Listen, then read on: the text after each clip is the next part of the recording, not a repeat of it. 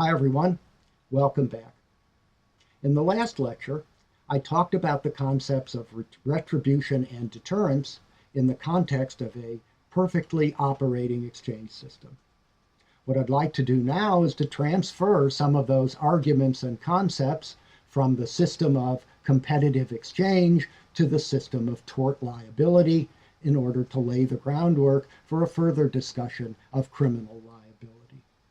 As we extend the discussion of retribution and deterrence in this way, we'll be drawing on a style of thinking that is central to the work of the economist Oliver Williamson, who's pictured here. Williamson was one of my own teachers when I was in graduate school, and the project of his entire scholarly career can be summarized as I've summarized it on the slide.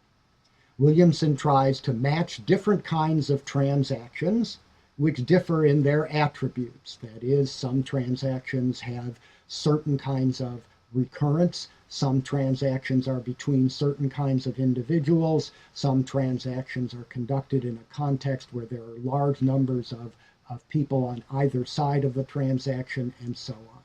So every transaction is different, every transaction has different attributes, and Williamson's project is to match transactions which differ in their attributes, to governance structures, which differ in their capabilities. Governance structures are, broadly speaking, the way in which we organize particular kinds of activity. So, transactions, as we've seen, can be organized in certain circumstances in competitive exchange systems. They can be organized in other circumstances in liability systems. So liability systems and exchange systems are different ways to organize or govern different kinds of transactions. So again, Williamson's project is to match transactions which differ in their attributes to governance structures which differ in their capabilities so as to minimize the costs of transacting and thus facilitate as many transactions as possible. Actually, we've been doing this for quite a few lectures now. And with Calabrese and Melamed, this perspective of alternative governance structures is exactly the way that we've understood the system of tort liability. When transactions costs are low, as they are in the case of the ordinary inputs in our steel plant example, and thus conditions are favorable to exchange, then entitlements can be adequately protected by property rules, which means that no entitlement will be taken without that entitlement owner's consent, and as a result, only efficient cost imposition is undertaken. Notice that in this case, there won't be any uncompensated cost imposition because conditions are favorable to exchange and because owners of entitlements can prevent cost imposition from taking place without their consent simply by refusing to surrender their entitlement. Where they have the ability to refuse to surrender their entitlement in this way, property rules are generally adequate to protect their entitlements, and free exchange will operate to allocate entitlements to their highest valuing owners.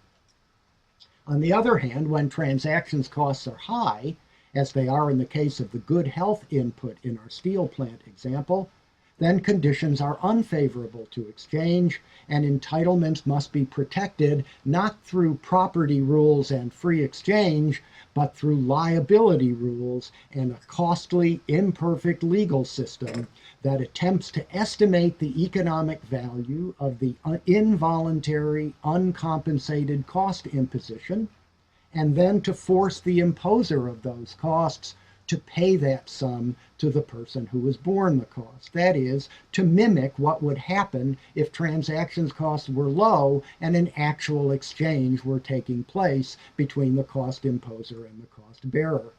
The liability system, as I've suggested, completes the transaction that was broken in time by the cost imposer's initial seizure of the cost bearer's entitlement, and the liability system, the liability proceeding, completes that transaction by forcing the cost imposer to pay for that entitlement to the cost bearer directly. And if the system works perfectly, the liability system works perfectly, then just like the exchange system, the liability system will distinguish efficient from inefficient torts and effectively encourage efficient torts and discouraging only the latter torts. Again, because if a tort is efficient, then committing the tort is worth more to the person who imposes the costs than the costs are worth to the person who bears them.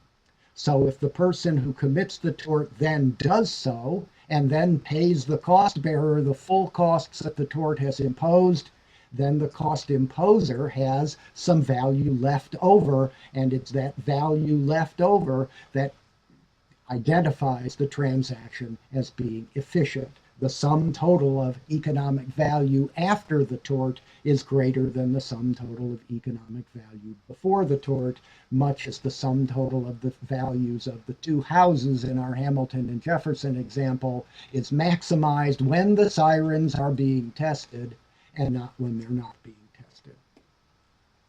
We can illustrate this idea with a very famous case, at least famous amongst the scholars of law and economics, called Boomer versus Atlantic Cement Company, a case decided in 1970 in the court system of New York State.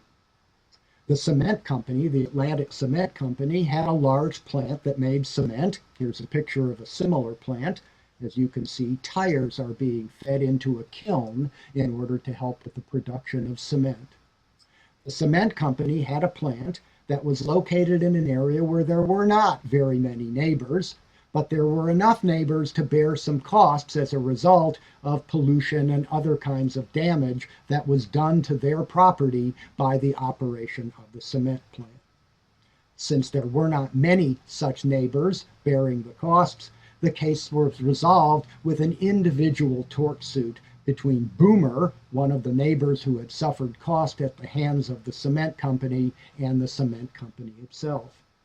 Boomer asked the court to make the cement company stop making cement and therefore stop producing the cost on Boomer's property that had motivated the lawsuit.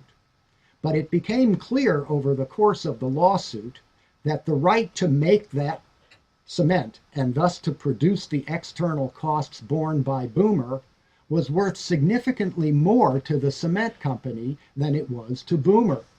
And so, as a result, if the court were to grant Boomer's wish and stop the cement company from making their cement, the cost to the cement company would be much greater than the savings to Boomer, and thus stopping the production of the cement would be an inefficient resolution of the problem. And so the court hit upon an interesting solution. It said that the cement company can continue to produce the cement and continue to commit the tort of unlawfully seizing Boomer's entitlement to be free from the costs of pollution, as long as the plant continued to pay permanent damages to Boomer. This means that the plant will simply treat that payment as a kind of cost of business, just the price of purchasing another necessary input. To make cement, you have to buy labor, land, raw materials, and the destruction to Boomer's property. But now the court has given the cement company a way to purchase that last input, that is the damage to Boomer's property, in the same way that it purchases all of the other inputs, that is by making a steady stream of payments over time to continuously compensate Boomer for the input that he is contributing to the production of cement. This is obviously an efficient tort. The cement company continues to unlawfully take the entitlement owned by Boomer. Every day that it produces cement, it takes the entitlement of Boomer, and every day it pays for that entitlement by paying the damages that were specified by the court. Obviously, the cement company can continue to make cement at a profit if it pays this damages, and so the tort in this case is efficient The entitlement to be free of the costs of cement making that Boomer originally began with is placed in the higher valuing owner when the cement company has it than when Boomer has it, and the court in this case enables the cement company to continuously, each and every day, purchase the relevant entitlement from Boomer. And as you can see, this tort is not deterred by the requirement that the plant pay retribution to Boomer for the costs that he has borne.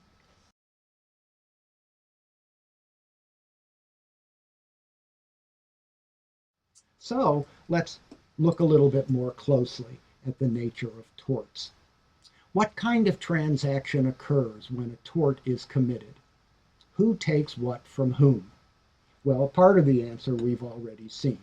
A tort occurs, in these examples, when the steel or cement plant unlawfully takes entitlements to be free of these costs of pollution or costs to their good health, when the plant unlawfully takes entitlements from its neighbors without their consent and without compensation to them for the costs that they've borne.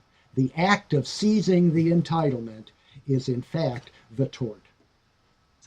Now, where the parties are few and easy to identify, that is, where there's only one cost imposer, and where, as in the Boomer case, the costs are imposed on one or a very small number of individuals, then individual tort suits are appropriate, and these are in fact the vast majority of tort suits in practice. And in these tort suits, as we've seen, the liability system attempts to approximate the results of exchange by requiring that cost imposers, once it's been adjudicated that they have in fact committed a tort against this particular plaintiff, to pay compensatory damages that are limited to the market value of the lost entitlements, including the market value of such things as good health, with occasional bonuses, as we've said, for what the law calls pain and suffering.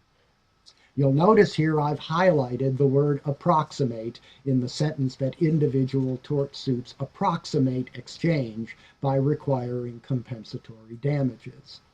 These payments are approximations rather than exact compensation for two clear reasons.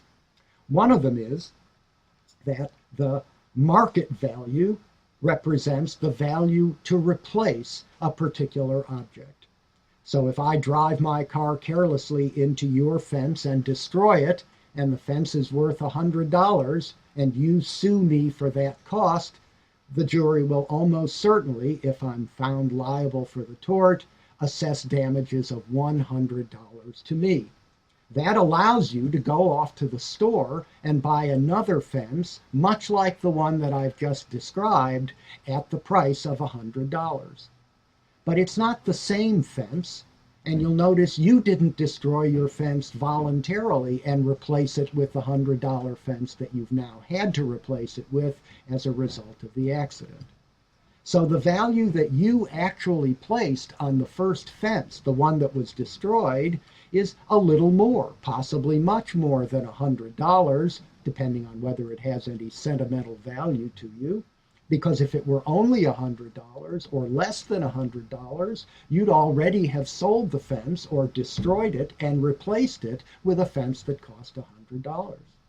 Because you haven't done that, it seems clear that the fence, before it was destroyed, was worth more than $100 to you.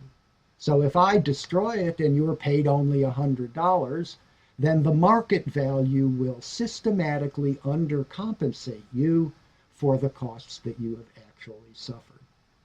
And related to that is what I've earlier called sentimental value.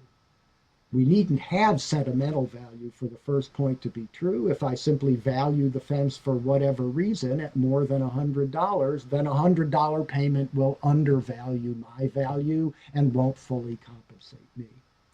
But if I'm not paid for pain and suffering or for sentimental value, then some of the costs that I actually do incur from losing the fence might not be compensated at all because there are no market values for the things that I've lost.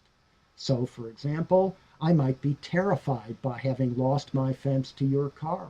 I might be traumatized. I might suffer psychic damage in some way. Certainly, this happens to people who have been victims of accidents of a more serious kind. But it's very difficult to quantify the value of that kind of suffering because it has no market value. You can't buy and sell objects that are suffering so that we can see exactly how much the suffering costs. The tort system, the liability system, is good at compensating for market values, but it's not good at compensating for values that can't easily be expressed in market terms, that is, can't easily be reduced to dollars and cents. And so tort suits represent an attempt to approximate what an actual exchange between a tortious cost imposer and the victim of that tort might actually be. But even in the best of circumstances, tort suits will never get it exactly right the way that free exchange can. Tort suits can only approximate with their compensatory damages the actual damages that have been suffered by the victims of torts. So, in individual tort suits, the costs are almost exclusively economic. That is, costs that can be measured in terms of market values. And these costs in individual suits are typically spread over a very few bearers. But we've also seen the class action alternative, where, as in the steel plant example, there are many bearers all suffering the same kind of economic cost in the same way at the hands of the same cost imposers. Tort suits may be litigated as class actions that amalgamate the claims of all of the many cost bearers into a single legal proceeding at which the liability of the plant, of the cost imposer, is established, and a single sum of damages representing the sum of all of the individual damages of members of the class are awarded as a liability price. So class action suits deal with exclusively economic costs, almost exclusively economic costs that can be reduced to market values. And in this case, these costs are spread over many cost bearers. But in either case, efficient torts are encouraged by the liability system, and costs are always measured and compensated in the tort liability system in monetary values.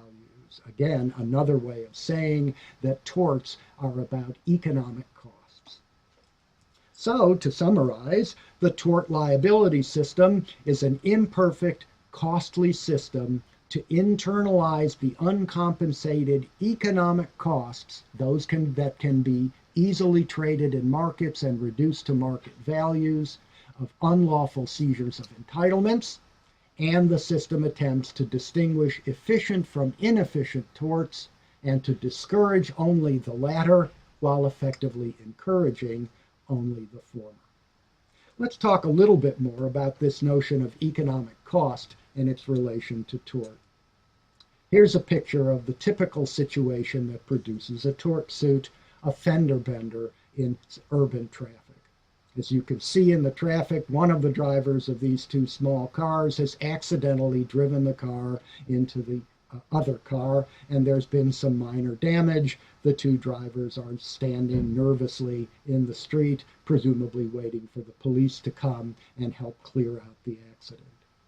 It's obvious, let's assume that the car on the left was driven by that woman, and let's assume that it was at fault for the accident. That is, that the woman had carelessly, in some sense, driven her car, and as a result of her carelessness, she drove the car into the left side of the gentleman's car and produced, as you can see, the damage to his fender. How much damage has been produced by this particular tort? Well, obviously, there's been some damage to the car, but the damage to the car is clearly economic. The owner of the car can take the car to a body shop, get the car fixed, be charged for it, and then we'll know what the value of that economic damage was, and it's relatively easy to assess the value of that damage to the young woman who has performed the tort and created the cost of the fender bender itself. But if we look around and ask whether there's any other sort of cost that's been imposed by the tort, it's hard to find them. It was, after all, an accident. Happily, nobody was hurt, and it's obvious that nobody intended to create this accident. And we all know that accidents happen. Accidents sometimes happen even when we're careful, but accidents frequently happen when we're careless, and most of us are careless at least some of the time, and so almost everybody is the negligent causer of an accident, at least occasionally. As a result, it's very, very hard for us to become morally outraged, if you will, at somebody's having had an accident. Well, yes, it was careless of the lady to drive the car in the way that she did, but she caused some damage and she's going to have to pay for that damage, and that seems to make the world right. There is no reason to punish her any further. She's already had to pay the costs of her carelessness in terms of the dented fender. She hasn't offended anybody's moral sense. She hasn't produced an enormous amount of pain and suffering in any other person. And very few people will look at this situation with outrage and say that it was a morally despicable thing for the woman to drive the car in the way that she did. But we might feel differently if, for example, the story were such that the woman and the man actually knew one another, that the woman had a reason to dislike the man, that she saw the man driving in his car on the street and intentionally sped up, drove her car toward his, and smashed her car into the left side of his car intentionally so as to harm the car. Notice what she's done.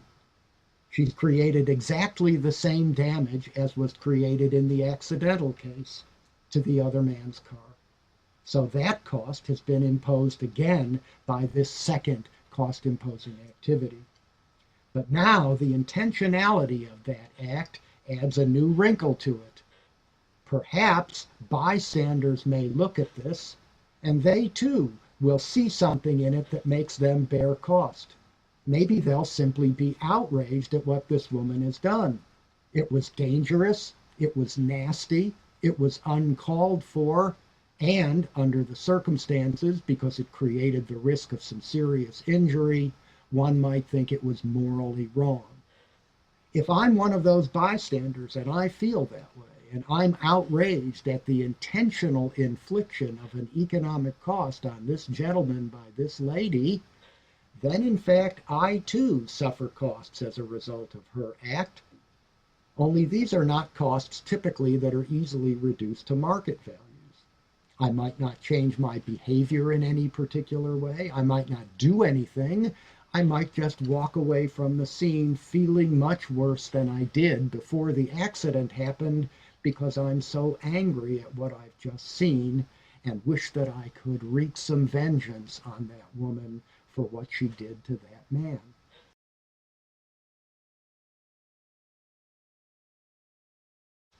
So, costs are imposed by torts, but some torts may impose different kinds of costs than other torts. Remember our steel plant. Notice that it was not accidentally inflicting costs on its neighbors. It was purposely inflicting those costs, purposefully stealing those entitlements, and then simply treating the damages as if they were another cost of business, the price of another necessary input. People might be outraged by that, and perhaps that outrage can also be addressed by the liability system. We'll talk about that in the next lecture.